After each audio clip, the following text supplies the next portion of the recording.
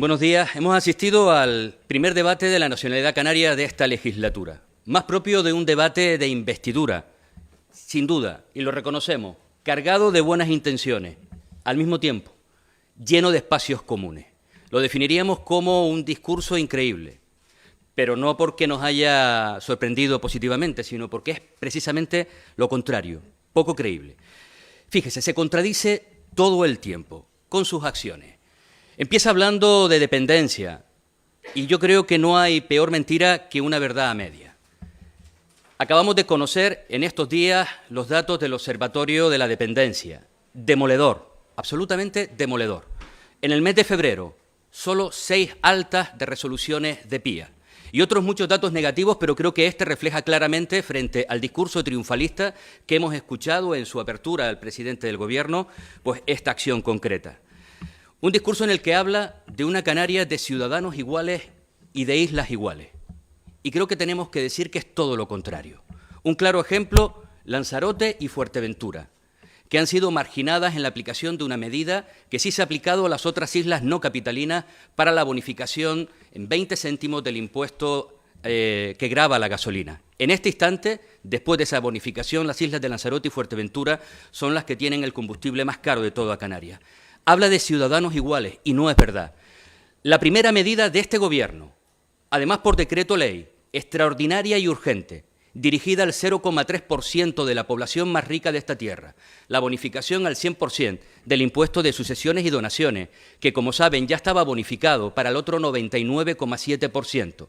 Aquellos, la inmensa mayoría de los que heredan menos de 300.000 euros por persona.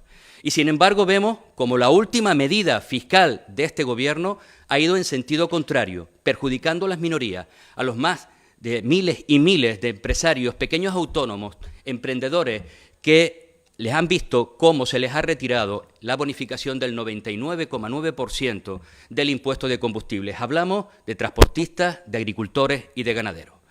Se ha llenado la boca hablando de la defensa del sector primario, al que hace 3 meses, no hace 4 años, 3 meses, detrajo 24 millones de euros en los presupuestos con respecto al ejercicio anterior.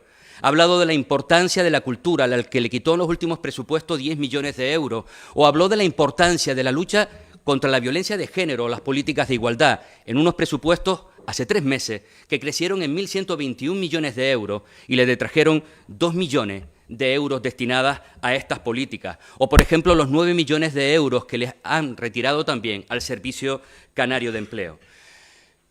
Decía antes que no hay peor mentira que una verdad media, y es que cuando ha hablado de sanidad se ha focalizado en el único parámetro que ha mejorado cuando hemos conocido las listas de espera. La reducción, escasa, pero hay que reconocerlo, reducción de las listas de esperas quirúrgicas. Pero no ha hablado del incremento de las listas de esperas en las consultas externas y las que están pendientes para los diagnósticos. Un elemento fundamental, porque si paralizamos este tipo de consultas, tiene sentido, porque muchas de ellas derivan finalmente en operaciones que disminuyan la lista de espera de operaciones quirúrgicas, como decíamos con anterioridad.